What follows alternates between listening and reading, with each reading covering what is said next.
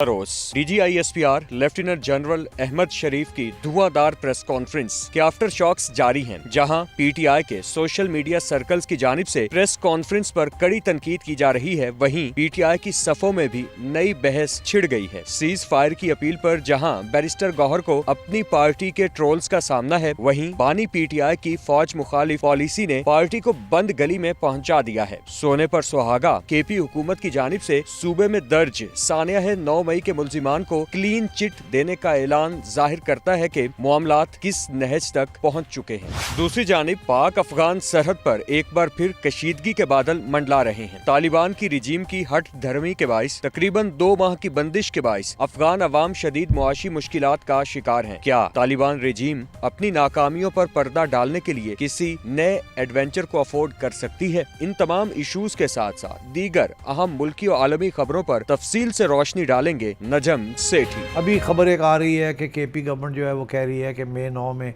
जो लोग जिनके खिलाफ FIRs हुई थी इन KP जी, वो हम विड्रॉ करवाएंगे क्योंकि वो पॉलिटिकली मोटिवेटेड है अकॉर्डिंग टू देम। मगर उधर से खबरें आ रही हैं कि सेंटर कह रहा है ऐसी की तैसी हम चैलेंज करेंगे अगर आप विड्रॉ करेंगे। जी। तो ये अटॉर्नी जनरल साहब को एडवांस नोट कर दिया कि आप तैयारी करें, अगर ये विड्रॉ करते हैं तो यू चैलेंज देयर विड्रॉल और इसको सख्ती करनी है। अदर थिंग इसके बाद अब कोई गुंजाइश नहीं रहेगी।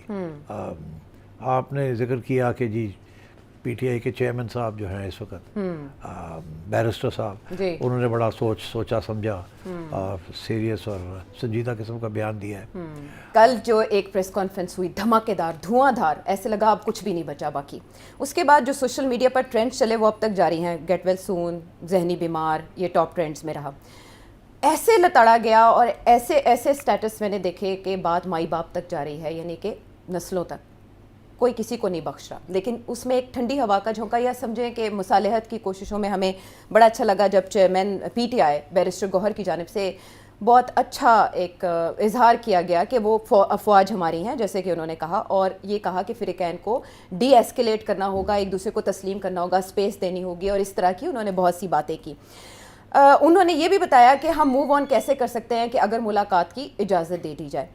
तो जब बैरिस्टर गौहर ने ये बात की तो जो PTI के हार्ड हिटर्स हैं वो उनको पसंद नहीं आई, बात नहीं आई, और उन्होंने उनको तनकीद का निशाना बनाना शुरू कर दिया। तो सेठी साहब, जो की डिस्कशंस हैं, जो सवाल इस वक्त किए जा रहे हैं, एक तो ये कि क्या ये प्रेस कॉन्फ्रेंस होनी चाहिए थी और ऐसी होनी चाहिए थी, और उस पर पाकिस्तान तहरीक इंसाफ का रद्द-ए-अमल क्या होना चाहिए था? गुड क्वेश्चन, बिकॉज इसमें काफ़ी अब कंट्रोवर्सी शुरू हो गई है। इसमें तो कोई शक नहीं है कि काफ़ी, जैसे अनप्रेसिडेंटेड कहते हैं कि बड़ी हार्ड हिटिंग एंड फोकस्ड और पर्सनलाइज्ड किस्म की अटैक थी on PTI and it's leader. बड़ी सख्त ज़ुबान भी इस्तेमाल की गई एंड सो ऑन। तो उससे दो बातें समझ आती हैं। एक तो ये कि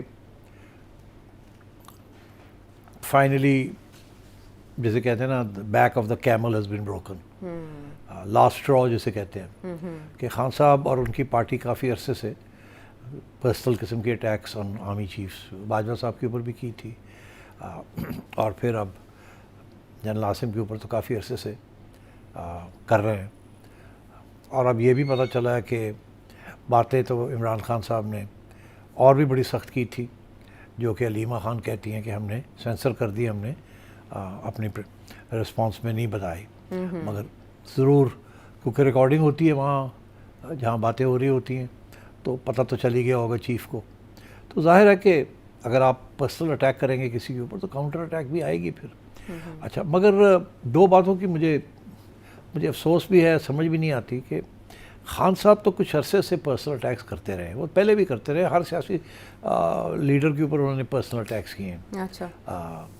और सियासतदान करते भी हैं, मगर आर्मी चीफ के ऊपर आज तक किसी किस्म की इतनी पर्सनल अटैक्स नहीं हुई जितनी खान साहब कर रहे हैं। और उसका मकसद जो है वो एक तो खैर ज़ाती भी है, और दूसरा ये भी है, कोशिश यही है कि किसी तरीके के साथ फील्ड मार्शल साहब की इंटेग्रिटी और क्रेडिबिलिटी को अंडरमाइन किया जाए, और इंस्टीट्यूशन के अंदर से कुछ उनके ख़िलाफ़ हलचल हो।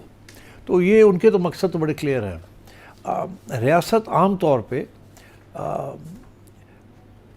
प्रैक्टिस के ज़रिए अपना जो मौक़िफ़ है वो इजहार करती है। अच्छा। और अगर उनके कुछ स्पोक्समैन हैं यहाँ, मीडिया में भी हैं, और फैसल वाडा साहब भी हैं, जो कि खुल के बात करते हैं और बताते हैं आपके कि वो क्या होगा और क्या नहीं होगा। अच्छा। तो उसके अलावा ISPR की तरफ से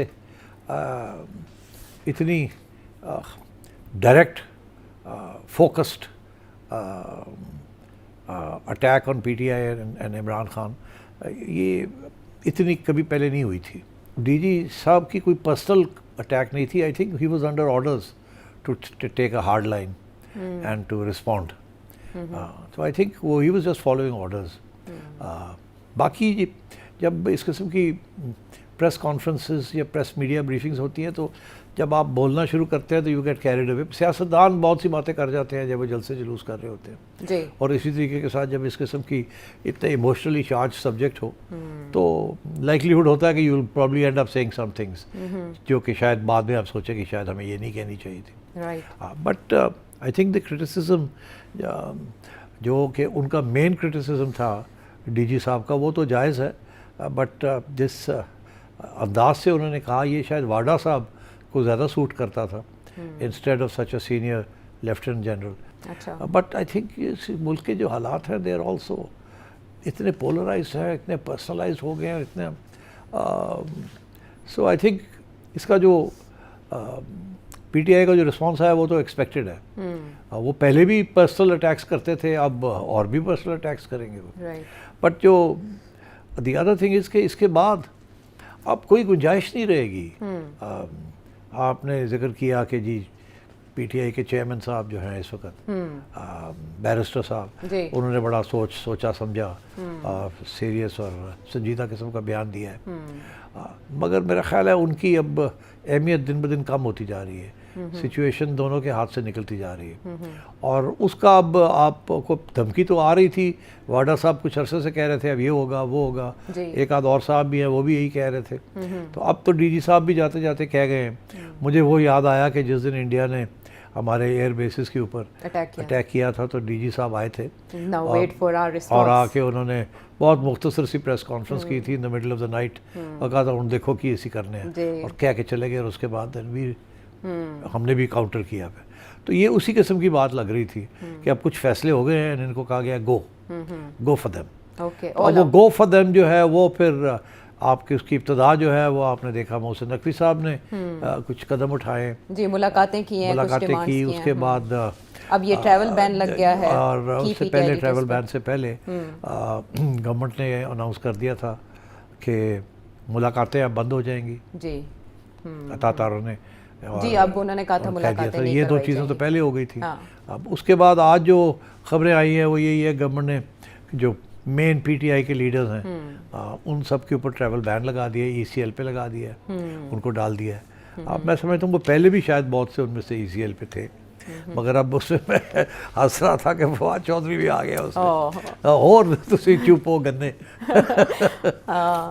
और बाकी लोग तो खैर ठीक ही है जो नाम आए हैं। कुरैशी साहब जेल में हैं, इमरान खान साहब जेल में हैं, उमर अयूब कहाँ है, गायब हो गया है, इधर उधर ही है। वैसे पाकिस्तान में ही है। हाँ नहीं इधर ही होंगे। फवाद चौधरी साहब जो ना इधर के हैं ना उधर के हैं, उनको भी लगा दिया उसके ऊपर। शिबली फराज, अली अमीन गंडापुर, ये शिबली फराज साहब के ऊपर भी इमरान खान साहब कहते हैं कि बड़े कमज़ोर हैं और ये तो लड़ते नहीं हैं, मगर उनको भी शामिल कर दिया गया है। शहरयार अफरीदी, उस्मान डार, अच्छा शीरी मज़ारी बेचारी चुप है, वो तो किनारा कश हो गई थी। किनारा कश हुई में अपनी पॉलिटिक्स तो उन्होंने साहिबजादी की वजह से, क्योंकि उनका जो रोल है वो साहिबजादी ने टेक ऑन कर लिया।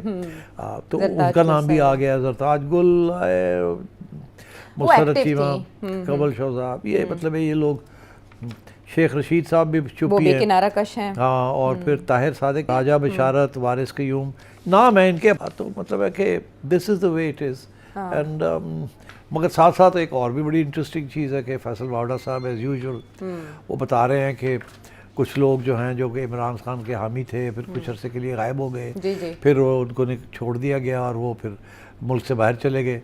और उस वक्त हम जैसे लोग पूछते थे ये कैसे हुआ, और तो वो कहते थे कि हम तो एस्केप कर गए यहाँ से। हाँ। लंबी चौड़ी कहानियाँ बनाई किस तरीके से उन्होंने इधर गए, पहाड़ चढ़े, डंकी ये लगा हुआ। के गए, हाँ। पता ये चल रहा, वाडा साहब कह रहे हैं कि हमने उनको निकाला था और उन्होंने वादा किया था कि जाके वहाँ बात नहीं करेंगे। बात हमारे खिलाफ नहीं करेंगे, पीटीआई के खिलाफ करेंगे। और वो तो जाके मुकर गए ने, तो वो तो कुछ और ही बन गए हैं। अब वाडा साहब थ्रेटन कर रहे हैं कि जी हमारे पास और भी बटन है, हम इनको टाइट करेंगे। तो मतलब है कि ये अब सब it's coming to head and I think the government crackdown तो होगा। ओके, पहले से कैसे मुख्तलिफ होगा? हमने 9 मई भी होते देखा। हाँ, अब वो देखें ना क्रैकडाउन कैसे मुख्तलिफ होगा। एग्जांपल मैं दे रहा हूँ, अभी खबर एक आ रही है कि केपी गवर्नमेंट जो है वो कह रही है कि मई 9 में जो लोग जिनके खिलाफ FIRs हुई थी इन केपी, जी, वो हम विड्रॉ करवाएंगे। क्योंकि वो पॉलिटिकली मोटिवेटेड है अकॉर्डिंग टू देम। मगर उधर से खबरें आ रही हैं कि सेंटर कह रहा है ऐसी की तैसी, हम चैलेंज करेंगे अगर आप विड्रॉ करेंगे। जी। तो ये अटॉर्नी जनरल साहब को एडवांस नोट कर दिया कि आप तैयारी करें, अगर ये विड्रॉ करते हैं तो यू चैलेंज देयर विड्रॉल और इसको सख्ती करनी है।